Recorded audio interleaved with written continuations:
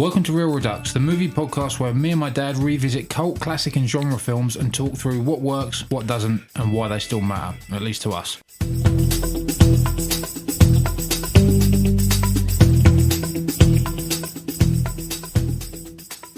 Okay, so do you want to tell everyone what we're watching this week, or what we watched this week? Yes, I do. So here we go. It's a 1976 movie described as a comedy film, but I suppose it's more like a road car comedy film. Mm-hmm. The film's called Cannonball, not to be confused with Cannonball Run, just Cannonball. It was released theatrically in the UK as Carquake. Yeah, it was. Yeah, rubbish name. Yes. Although I get it when you see the end of the movie. Yeah. Directed by Paul Bartel, who we'll come back to talk about later. Starring David Carradine, as we all know. It's about Cannonball C2C Shining Race, which is... it's the Cannonball Run. It's the Cannonball Run. It's a protest movie. But weirdly... Yeah, the Cannonball comes from Carradine's character name, not the race. Yeah, but although the Cannonball name originally comes from some guy who was behind the original protest movement to go against the 55-mile-an-hour US speed limit. So yeah, there's a definite crossover. So there was an original guy, I can't remember his name, but it's got Cannonball. It's somebody who put up the idea of doing a coast to coast race to illegal race to ironically got these fantastically powerful muscle cars, and you can't do more than 55 in the States. That's right. So and I get it, because there's so much rich material there of cars and driving and the characterization, and it's illegal and it's speedy and it's comedy. Couldn't be anything other than a comedy, really. Yeah. So what are you thinking? I liked it a lot, actually. I thought it was really good. I mean, I can tell you that Burt Reynolds must have loved this movie, because he completely ripped it off 5 years later. He even drove a Pontiac as well, Trans Am, didn't he? In the or was that Smokey and the Bandit? But he drove a Trans Am in that. Oh, really? And then obviously this movie is a slightly more serious version of the Cannonball Run. It is more serious. In fact, actually. I think it's better than the Cannonball Run. I like the cars more. Great set of cars. Yeah. Great set of cars. Proper American cars as well, even though they don't, the D Tommaso is referred to as not American. It is American. It's got a Ford engine. It is. It was marketed by Ford, and it's got a Ford engine in it. So it is American, so get over it, Yeah, there's a lot to like here, I think. Yeah, good fun. There's a lot to like. Obviously, the title character is just cool. Yeah, David Carradine is good in pretty much everything. But but it's a reprise. It's Death Race 2000. Yeah, it is. Yeah, it's the same film. Pretty much, only without the gore and the. It's a little bit more reined in. It's less of a political statement than Death Race 2000. Yeah, true. It's a little bit of an easier watch. The action, I think, is better as well. Well, interestingly, Paul Bartel, who directs, written, and also co-stars in this movie, he did Death Race 2000. Yeah, he did, yeah. So, and I think it's like the year before as well. Yeah, you're right, it is, and that's an unusual film to watch as well. Interestingly, also Roger Corman, who's we've referred to before in he's all New over World these sort of Pictures. films. He's part produced this, and he appears actually as a DA in it. He's got a part role in it. Yeah, so he turns up. There's loads of weird facts. I'll run down them, and you can chip in. Yeah. So we've got we've done the Paul Bartel link. Sly Stallone appears as a heavy, uncredited, late for about a second. Blink and you'll miss him. Yep. Martin Scorsese, DA, uncredited. Blink and you'll miss him. Roger Corman in it, another DA. David Carradine's brother Robert is also in it. It's written by Donald Simpson, who's also in it as a cameo, as a DA again, and he uses his own name. Is an interesting one, and I saw this at the end of it and I thought, no, it can't be him. The cinematography is by a chap called Tak Fujimoto, very famous cinematographer, Silence of the Lambs and others. I mean, this is a really good looking movie as well. It is, and that's why. Gerrit Graham plays Perman. Now, I like this guy. He's also... actually, I'm going to save that because there's my musical link later on. Involves Gerrit Graham. I like that character as well. Yeah, and that song he kept singing is just driving me mad. It's going through my head, my racing heart. I just... For the next 2 days, this terrible, he's good. terrible song. I thought he was really going to annoy me. Yeah. But he's great, as is his mum, isn't it, that's with him? Oh, man. Trying to call the radio station. Yeah, that's right. She reminds I got to me say, of the mum in the Trapped in Paradise. I really, really laughed when the head of the guitar got wedged under the pedal. Yeah, that's right. That's after great. He chucked him out of the car. Yeah, definitely. In fact, the chap, Bill McKinney, who plays the guy, he was one of my favourites. He was in Deliverance, wasn't he? He's in a lot. He's in a Dodge Charger, isn't he? Parallax View he's been in. He's in Rambo. Josie Wales. He's been in Thunderbolt and Lightfoot, another similar looking film to this. But yeah, he was great. I quite like. He's just horrible, and he was really good at it. I thought. The character he plays in this is, and he could not be more ripped off by Tarantino in Death Proof. Totally. I wonder if that's deliberate. I think it probably is. But even down to the outfit, the car. Yeah. Other than Kurt Russell playing the role, it's the same character. He is, and he's got Stuntman Mike. Exactly. He's got that. I think the car is the same car. It's a Dodge Charger, isn't it? In black. And other than the skull and crossbones, I think it's the same. And that car's also, they use a Charger in Bullet, don't they? As well, black one, or is it a Challenger? It is. It's a Charger, isn't it? Because you've got the Mustang, the fastback, and the black Dodge. I think it is. Yeah, is a Charger. I don't think it's a Challenger. There's a Challenger's used in Vanishing Point. That's right. There's a fastback Mustang in this as well that appears the out of nowhere. second car that those two guys put up when he totals the tranny. Yeah, that's right.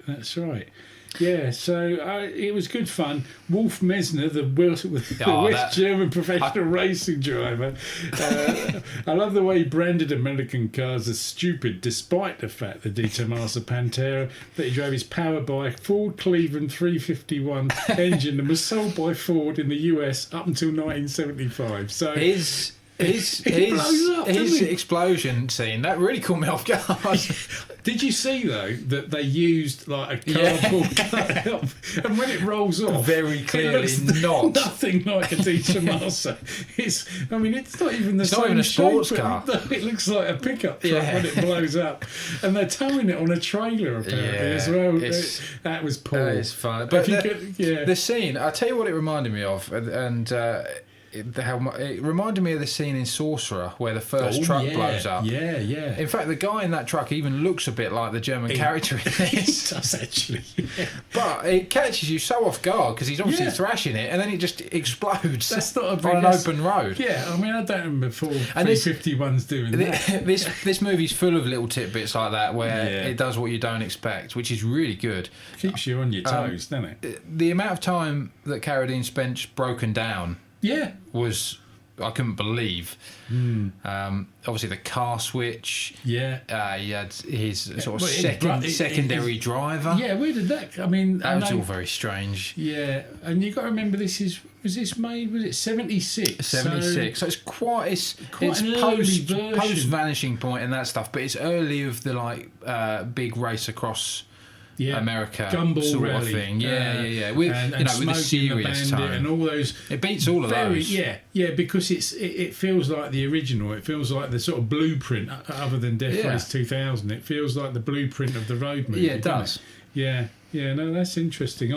And for that reason, it had a degree of sort of looking genuine. Tell you what I liked about it. It was a bit like Wacky Races. Yeah, it was, yeah. I mean, I used to love watching that as a kid with these people charging across the desert in all these weird and wonderful cars, just going from point to point. And there's some other references. When we get to the pairings, it'll be very interesting to see what we come up with. There's so many. It took me back to my childhood, because I remember watching movies like this. When I was a kid, I remember we were lucky enough as children in middle school. We had our end of term treat was a movie, and it wasn't DVDs and videos weren't invented then. We had a reel-to-reel movie on a cinema projection. And the film we saw, and what was I know, second year at middle school, it was Bullet.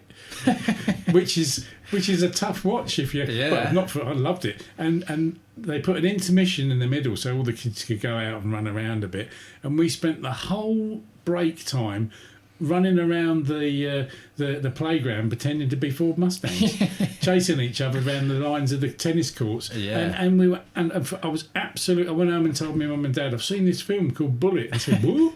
Yes, Steve somebody was in it, and he drove this really cool green car. I loved it. Yeah. I loved it.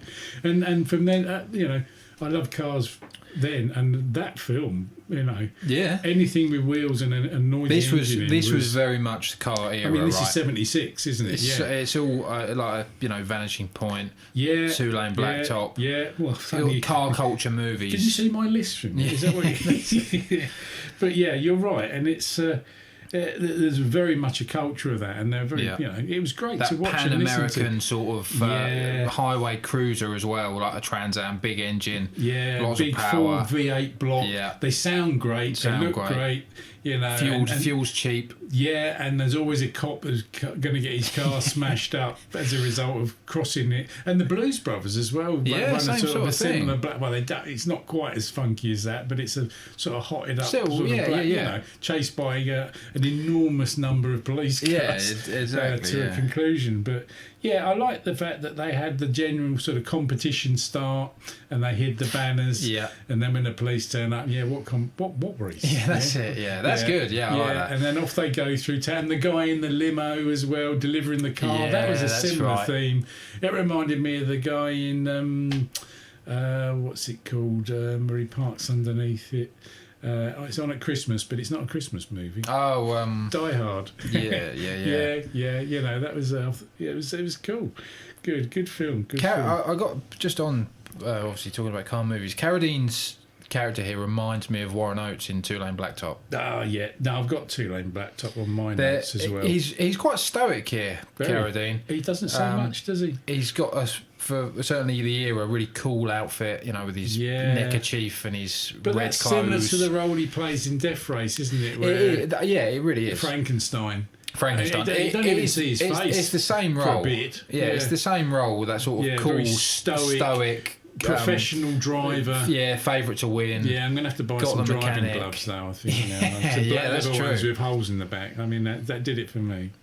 But so who was your... let's talk car... I mean, there's some interesting facts, so we'll come back to the music fact a bit later on. But cast overview, Carradine, very good. Yeah, lots of good stuff. I've basically written here the cars are the stars, because I've been a bit of a petrol head. I'd love seeing all the different cars going. Yeah, they are. They're totally the stars. Yeah, Trans Am 69 Ford Mustang. The Lincoln. The Lincoln, and then the Jeep. The Jeep, yeah. Yeah. So I thought, in terms of cast, what else have we got? Yeah, there's a few references there. Yeah. There's a really good cast of cars in this. Yeah, really fantastic. good cast. And they look the Cannonball. And they give them airtime. They as do, well. and the Cannonball paint job is awesome on that Trans Am. Yeah, it's brilliant. Really cool. And he's got a matching jacket.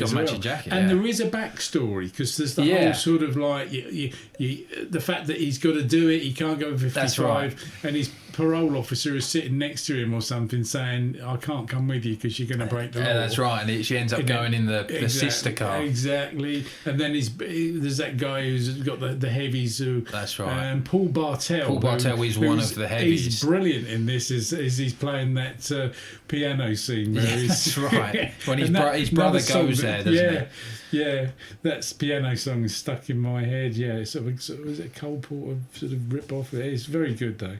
But likes and dislikes. I mean, basically, it's a car movie with a massive crash. It's at the a end of really it. easy watch, isn't it? Yeah, it's lovely cars. The crash scene was really weird. The crash scene was insane because he has the dream at the start, right? He does, of him in that scene. Yeah, and then it's the sister car, it's his brother, and that scene is straight out of like a exploitation movie from the 70s. Yeah, but it's totally out of place in this. Yeah, because it's quite aggressive, the scene. Yeah, because then when he shoots him, then the car ends up crushing the shooter. Yes. In like quite a gory scene. It's quite brutal, isn't it? And then obviously the colossal pile-up. I don't know what certificate this was, but it's quite tough, isn't it? It is. Certainly the version that is now available is pretty tough. When the ultimate massive pile-up, you see lots of people's, in some... It just never stops. No, it's relentless. That young couple leave the scene, get to the hospital, get seen, leave the hospital, get to the finish line, and they're still piling up. I know. That's going to cause some real delays on that road, I tell you. Yeah. So, standout performance for you, what did you have? Probably Carradine. Really? I like McKinney as well. Yeah, I did really like Garrett Graham. Yeah. So you're right. Garrett Graham was fun. My standout was Bill McKinney.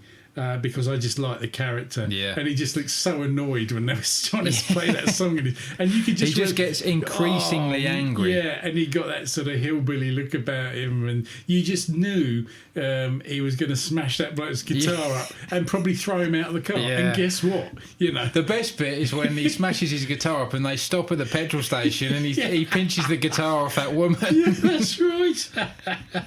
Yeah, well, she offers it to him because he's a well-known singer.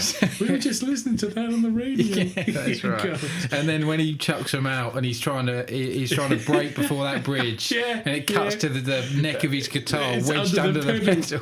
Yeah, that really made me laugh. Revenge is a sweet. Yeah, that was brilliant. Yeah, I know. Yeah, but that had to be that way, didn't it? Yeah, that was superb. Really good. It was really good fun and predictable, but well done as well, because it can't be easy to film a car movie like that, and actually you cover a lot of ground. It's really expansive. You've got to have some good driving. Yeah. You've got some stunts. You must get through a number of cars. Yeah. And then it's all got to hang together with a storyline, because essentially the story here is pretty good as well. From point to point, which is fine. Who's going to win? Yeah, they do well enough. I was satisfied with the end. Yeah. It's sort of a little. They got the couple sort of win with their ambitions, which is they're likeable enough. Carradine does all along that they were going to win it. From the minute you saw them sort of like looking sort of like dreamy in the car park at the start, you knew. Lovely car as well. Oh, Stingray, isn't it? Yeah, that's right. Yeah. Really nice one.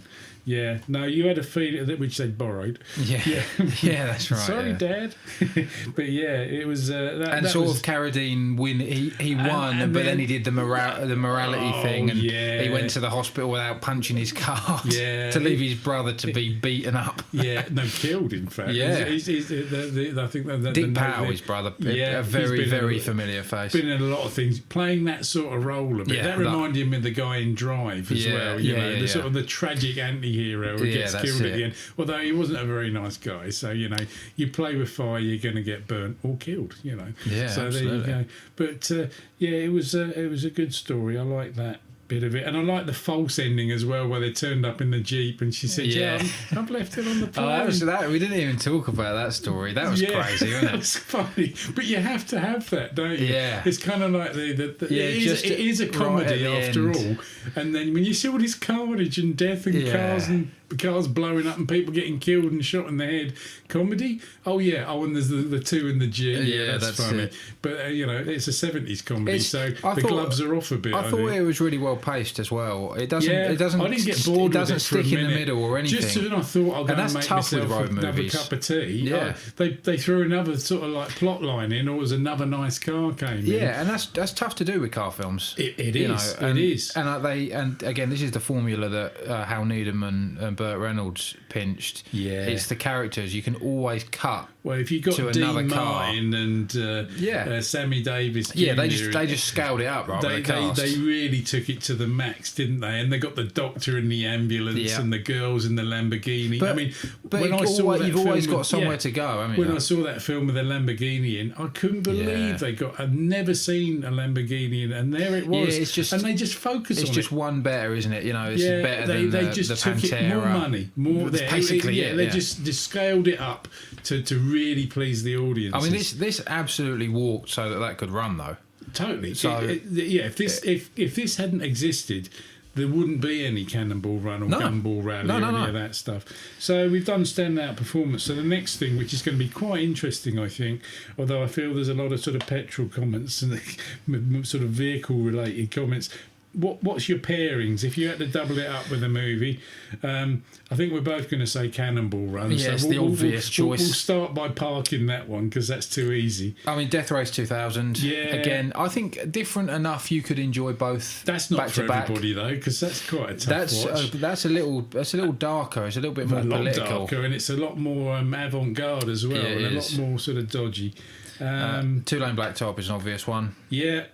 Again, a very similar film, but a very different mood. Yeah, I love Two-Lane Blacktop. I think that's a massively underrated movie. Warren Oates as GTO in that. Yeah. That's just an atmospheric vibe film instead of a narrative film. It's the guy from the Beach Boys as well, isn't it? Yeah, that's right. Yeah, and Death Proof, obviously. Yeah, Stuntman Mike is in this as well. Yeah. So have you got any more on there? No, that's right. Okay, mine. Again, films that I've watched again and again, and nearly worn my DVDs out on these. Two-Lane Blacktop. Yep. Yeah, legendary. That's the one. Yeah, I that's think. the one. Vanishing Point. Vanishing Point's a great one. Yeah. Again, a little bit. More supernatural. And there's a little bit more of a solo run. Yeah, it's not the car race, but it is a race across, and it's darker. And it's darker. Yeah. Now here's an interesting one. I think I've introduced you to this movie, Last American Hero, Jeff Bridges. Yeah, good choice. And that's the moonshine running, and then he becomes a pro driver with the compressed air steel bar in the car, and again there's that sort of racing theme to it, so I like that one. A film I've got to watch again because I've forgotten how much I liked it. Thunderbolt and Lightfoot was another one, Clint Eastwood, and again some really nice sort of American muscle cars same in sort that, of vibe, right? And some great characters, and it's a road movie. The Getaway. Getaway when they're travelling across with Rudy in the car with the vet's wife. Yeah, that's pretty good. That sort of. I love that feel about travelling, trying to both get to a destination. Yeah, there's an end goal. Yeah, exactly. And you can get there by any means possible, and there's usually a lot of adversity on the way. And then the last one I threw in just because I thought. It's a good movie that I enjoyed a lot. Again, as a younger person, because of the driving, because of the noise, because the guy who drives the car says about 5 words, and that's The Driver. Yeah, Driver's Ryan O'Neill, which is another really good petrol head movie. Yeah, that's it. When he destroys his Mercedes in the underground car park to prove he can drive anything. So yeah, I really. It's all like you say. It's in that wheelhouse. Like literally, unless you like cars. I think that's the thing. Not if you're like a petrol head, you say, "Oh, it's a Dodge Charger." Because a lot of this is just enjoying the shots of the Trans Am and the sound Play it loud. If you're going to watch it, play it loud. And the Pantera before it explodes. Yeah, that is fun, and what a shame of all the cars to blow up. Well, they blew up that. Yeah, well, that's a relief at least, So there is some justice after all. But you don't see many Panteras. I think the only other one that is a notable Pantera in a film is a Mangusta, and it's in Kill Bill 2, and it's his own car that he parked, and I think it's a nicer looking car. And of course, Carradine is in Kill Bill. Yeah, probably his biggest credit, actually. Yeah, what a strange coincidence. But there's a Dieter Master in that, a better looking one, and Carradine as well. So, yeah, strange but true. So, I'm just thinking... Quick word on Paul Bartel. Oh, 100%, yeah. Good director. Yeah, fantastic. Again, like we spoke about in recent weeks, Richard Rush. Yeah. Not a lot of credits. No. Not a director you would necessarily even have heard of. He knows his stuff, though. But makes a good movie. But this and Death Race 2000, excellent. But he wrote, directed, starred, or co-starred in this, and he's a really convincing guy when he's on the piano. He's got a lot of credits, but they're all very small parts. He's very believable. All very small parts. Yeah, I like Paul Bartel. He's good. One of his better films, which I haven't seen, is a film called Eating Raoul, or Eating Raoul. Okay, that's interesting. That's a comedy. Again, he's written, starred in. It's very well rated, and off the back of this and Death Race, it's one that's definitely worth looking at. Well, I'm going to get my music link in now for you. So Gerrit Graham, that we both referenced as playing Perman, who was the country and western guy in the car. Now he was also in a film called Walker. Interestingly, that's a film by a chap called Alex Cox, 1987. And believe it or not, I've managed to get another Clash link in here because the music for Walker is by no other than Joe Strummer of the Clash. So there you go. So Garrett Graham Perman was in Walker, and music by Joe Strummer. Interesting, the music for the movie is by a chap called David Axelrod.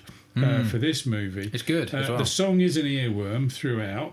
Really, a lot of variety in this soundtrack. Man, yeah. He also did the music for Baby Driver and believe it or not, Easy Rider. Baby Driver's a pretty good link actually. And there's a lot of movies, good music in there. I mean, even Easy Rider is a good link to this. Yeah, he's quite a force to be reckoned with, Axelrod, I think, when the musical front. One other interesting fact that I know, Mary Woronov, right, who drove the van, she didn't know how to drive when she acted in this film. That. So it's all trailer shots, isn't it? Van I did see that. She drives in the movie has to be towed with a rope. That's right. Because she couldn't drive. So there you go. But a lot of fun. An old school road movie without all the glitz and stars and Dean Martin and Burt Reynolds. It holds its own. If you love cars, it's just good fun. A proper sort it's of it's such an easy watch. There's no sort of secondary message or it does. Yeah, you're not it's not predictable in every respect. It keeps you on your toes, which is good, like you say. And when he delivers the Lincoln at the end, that's a classic throwaway line. Last line, I think, isn't it? Yeah, he clunks away and he just walks away, and you couldn't finish it better than that. Yeah, that was good. I think they've done something similar to that in another movie. There's a lot of stuff that's been pinched from this. Where they delivered the car with every single panel smashed and he just parks it and throws the keys away. Yeah, or like in Getaway, where they get in the dustbin truck and he buys a dustbin truck and drives away. Yeah, that's right. That sort of like throwaway line. So yeah, that works for me.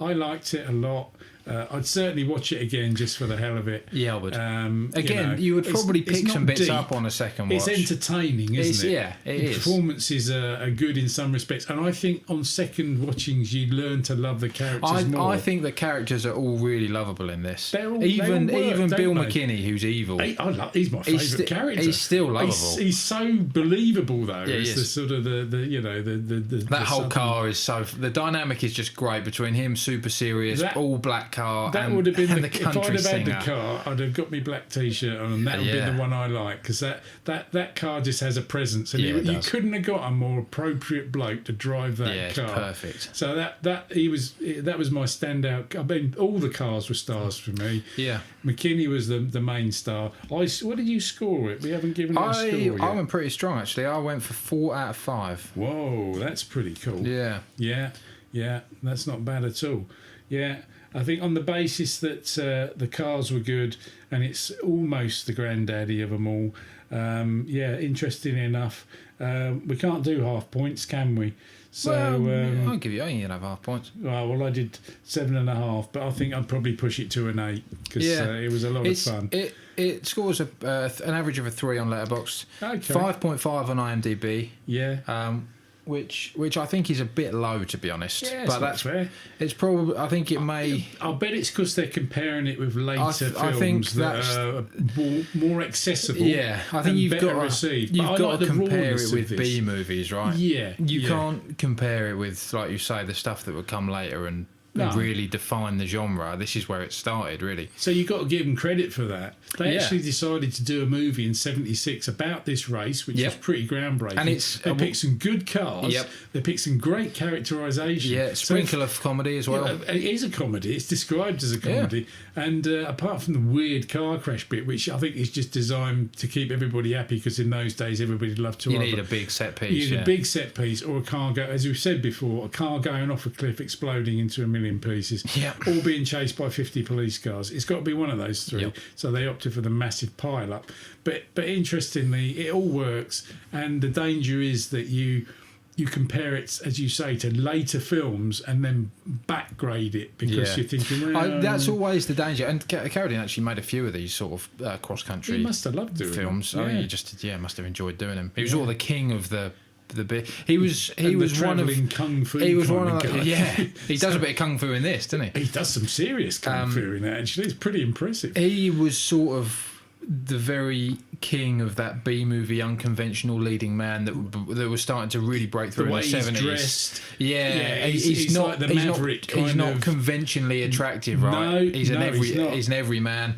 But he's sort of got that stoicism that is magnetic on screen. Outside. He's an outsider, isn't he? Yeah, he is. But he's a really confident, established, strong character who doesn't need convention to make him who he is. Yeah, he's his own chap, and you see that a lot in stars in this kind of film. Usually the lead driver, isn't it, or the main sort of protagonist. It's the strong, silent type. Who usually comes out. He either gets killed horribly at the end, which is a shame, or he walks away to fight another. A bit like the Magnificent Seven, isn't it? Yeah, it is. It's kind of like that. Yeah, it's Yul Brynner in a Pontiac. No, that's a movie. Let's see if we can we find that one. The Magnificent Seven Drive. I don't know. Well, there we go. So that was Cannonball.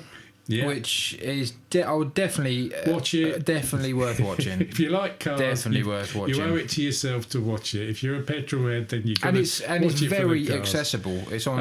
It's available everywhere on YouTube. Stick it on a Sunday afternoon with a 6-pack. Yeah, it's about an hour and a half. Get yourself a guitar, play some country western.